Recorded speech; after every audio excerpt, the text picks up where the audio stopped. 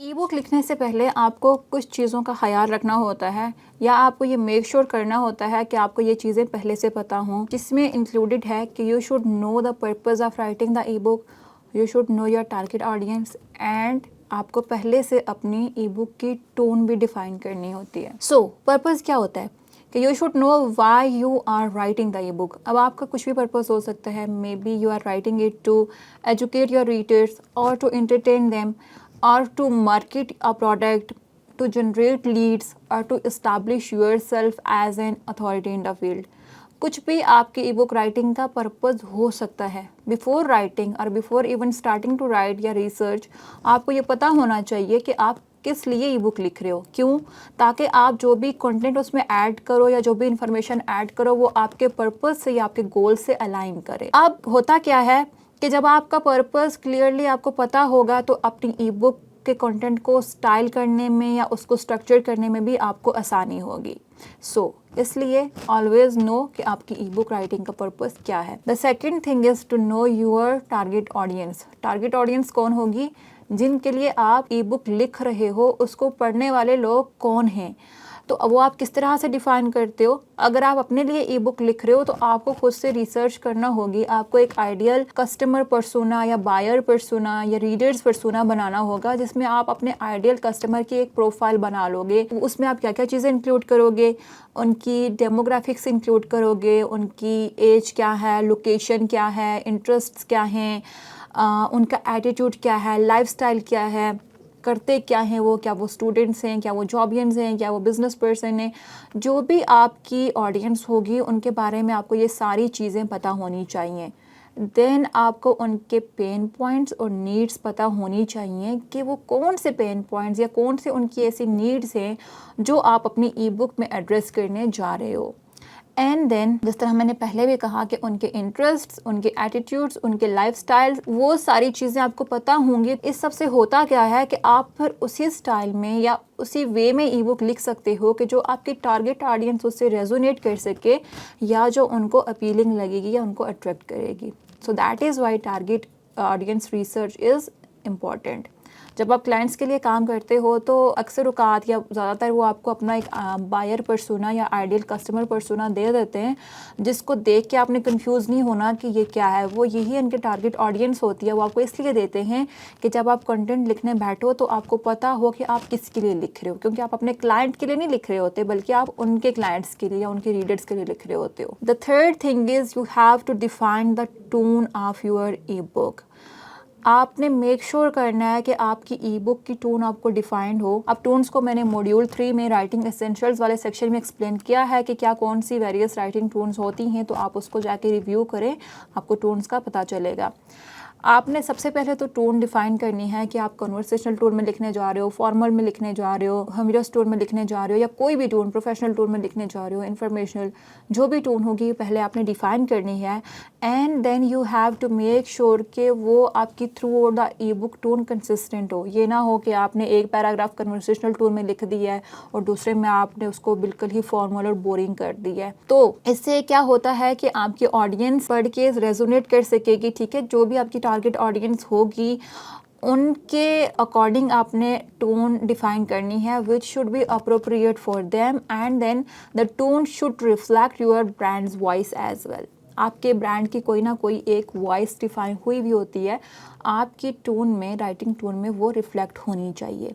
अब let's suppose कि आप जो है आपकी टारगेट ऑडियंस मार्केटर्स है और आप उनके लिए एक ई बुक लिख रहे हो, तो मे बी आप कन्वर्सेशनल और इनफॉर्मल टोन उसमें यूज़ कर सकते हो क्योंकि आपके टारगेट ऑडियंस से वो रिलेट कर पाएगी। लेकिन अगर आप हेल्थ केयर प्रोफेशनल्स के लिए कोई ई बुक लिख रहे हो तो देन मे बी आपकी टोन थोड़ी ज़्यादा सोफिस्टिकेटेड और प्रोफेशनल होगी। So it depends on audience कि आपने कौन सी टोन यूज़ करनी है, लेकिन जो भी टोन आप डिफाइन करें उसमें आपने कंसिस्टेंट रहना है। After defining these things comes the step of planning your ebook. अब आप अपनी ई बुक प्लान कैसे करेंगे, आपने जो लिखनी है उसमें कैसे डिसाइड करेंगे कि क्या क्या लिखना है। तो first of all you should have a topic. आपका ई बुक का टॉपिक पे ही आपकी सारी ई बुक बेस करेगी। तो सबसे पहले आपने टॉपिक चूज़ करना है, उसके बाद आपने एक आउटलाइन प्रिपेयर कर लेनी है ई बुक की। आपने फिर इंफॉर्मेशन को रिसर्च करना है और उसको कलेक्ट करना है।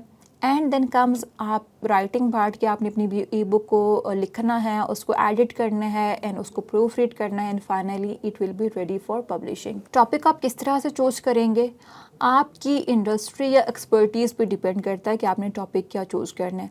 आप अगर लेट्स सपोज आप एक फ्रीलांस राइटर हो, कंटेंट राइटर हो, तो आपकी ई book around topics of writing या राइटिंग प्रैक्टिसेस या आर्टिकल राइटिंग, ई बुक राइटिंग या इस तरह के टॉपिक्स आपकी ई बुक बेस हो सकती है। अगर आप किसी स्पेसिफिक इंडस्ट्री के अंदर काम कर रहे हो या आपका क्लाइंट किसी स्पेसिफिक इंडस्ट्री के अंदर काम कर रहा है, तो फिर उसी इंडस्ट्री के अंदर रह के आपने ई बुक्स लिखनी है। फॉर एग्जांपल, अगर आप जो है वो हेल्थ केयर प्रोफेशनल हो और आप एक क्लिनिक रन कर रहे हो, तो आपकी ई बुक अगर बेस होगी मार्केटिंग पे, तो वो आपकी ऑडियंस से ज़्यादा रिलेट नहीं कर पाएगी, क्योंकि आपकी जो टारगेट ऑडियंस है वो कौन है, वो पेशेंट्स हैं जिनको आपकी मेडिकल सर्विसेज की ज़रूरत है। वो आपकी टारगेट ऑडियंस नहीं है जो कि मार्केटर्स हैं।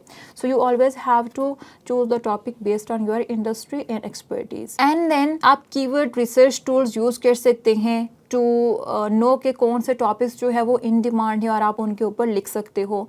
तो कीवर्ड रिसर्च के लिए हमारा एसईओ का कोर्स अवेलेबल है learneasy.pk पे, आप उसको जाकर देखिए, आपको आइडिया मिलेगा कि आप कीवर्ड रिसर्च किस तरह से कर सकते हैं। And then you can write about something unique, क्योंकि मार्केट में आपको बहुत सारी ई बुक्स मिलेंगी जो बहुत ज़्यादा कॉमन टॉपिक्स हैं। आपने अब यहाँ पर ये फाइंड आउट करना है कि वो कौन सा यूनिक टॉपिक है आपके इंडस्ट्री के अंदर जिसको बहुत ज़्यादा लोगों ने टच नहीं किया, या अगर किसी ने टच किया भी है तो उस पर कम्प्रिहेंसिव इंफॉर्मेशन अवेलेबल नहीं है, तो आप उसके ऊपर भी ई बुक्स लिख सकते हैं। एंड आप एग्जिस्टिंग ई बुक्स को रिसर्च कर सकते हो विद इन योर इंडस्ट्री और with in a broader topic, तो उनसे भी आपको आइडियाज़ मिलते हैं कि कंटेंट में क्या गैप है और आप उसको किस तरह से कवर कर सकते हो। Then comes the part of preparing the outline for your ebook. जिस तरह से मैंने पिछले सेक्शन में आपको एक ई बुक दिखाई थी कि प्रॉपर सेक्शन में वो डिवाइडेड थी, चैप्टर्स में डिवाइडेड थी, हर सेक्शन क्लियरली डिफाइन कर रहा था कि वो क्या एक्सप्लेन करना जा रहा है। तो इसी तरह से हमने भी अपने ई बुक को सेक्शंस और सब सेक्शंस में डिवाइड करना होता है। मैं आपको प्रैक्टिकली एक एग्जांपल दिखाऊंगी कि किस तरह से आपने करना है। एंड लॉजिकल ऑर्डर में आपने स्ट्रक्चर करना होता है। लॉजिकल ऑर्डर का क्या मतलब हुआ कि आपने इन्फॉर्मेशन को एक प्रॉपर सीक्वेंस में देना है, मतलब वो फ्लो में आ रही हो।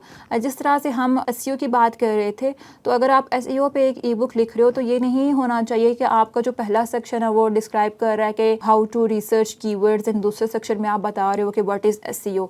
लॉजिकली आपका पहला सेक्शन क्या होना चाहिए, बेसिक से आपने स्टार्ट करना है कि पहले आप बताओगे व्हाट इज़ एसईओ, देन आप बताओगे जो भी उसके अंदर चीज़ें होंगी कि what is on page SEO, then आपने ये बताना है कि आपने ऑन पेज एसईओ कर ली, उसी कंटेंट की ऑफ पेज कैसे करोगे या उससे पहले कीवर्ड रिसर्च कैसे करोगे। इस तरह से एक सीक्वेंस में होनी चाहिए। एंड आउटलाइन में आप फ्लेक्सिबल होते हो। आउटलाइन आपका कोई उसमें हार्ड एंड फास्ट रूल नहीं होते कि आपने जो फर्स्ट टाइम आउटलाइन क्रिएट कर लिया वही आप लेके चलोगे। You can prepare a first draft of outline and then अगर आपको लिखते हुए ये फील हो कि कुछ हमने कट करना है या ऐड करना है, तो आप उसमें कट एंड ऐड कर सकते हो। ना यहाँ पर आपको एक जनरल स्ट्रक्चर नज़र आ रहा है ई बुक का कि आपकी ई बुक जनरली किस तरह से दिखती है। तो उसमें आपका टाइटल होता है, इंट्रोडक्शन होता है, टेबल ऑफ कंटेंट आएगा, देन बॉडी कंटेंट में आप जो है वो जो भी हेडिंग्स या चीज़ें आपने कवर करनी है उनको हेडिंग फॉर्म में लिखोगे, वैल्यूएबल उसके रिलेटेड इन्फॉर्मेशन प्रोवाइड करोगे, इमेजेस एंड ग्राफिक्स ऐड करोगे, टेबल्स, कोट्स, स्टैट्स, जो भी चीज़ें रेलिवेंट होंगी आप ऐड करोगे। कोई भी लिंक्स आपने ऐड करने, इंटरनल लिंक्स या एक्सटर्नल लिंक्स, वो आप ऐड करोगे। एंड देन फाइनली आप कंक्लूजन लिख दोगे जिसमें आप अपनी ई बुक को समराइज़ करोगे, कोई फर्दर रिसोर्सेज हैं उनको भी लिस्ट करोगे और अपनी CTAs को भी ऐड करोगे। अब मैं नेक्स्ट सेक्शन में मैं आपको एक प्रैक्टिकल एग्जांपल के साथ दिखाऊंगी कि आप इन सारे सेक्शंस को किस तरह से लिखोगे। हम एक टॉपिक लेके उसको देखेंगे। तो चलिए मिलते हैं नेक्स्ट वीडियो में।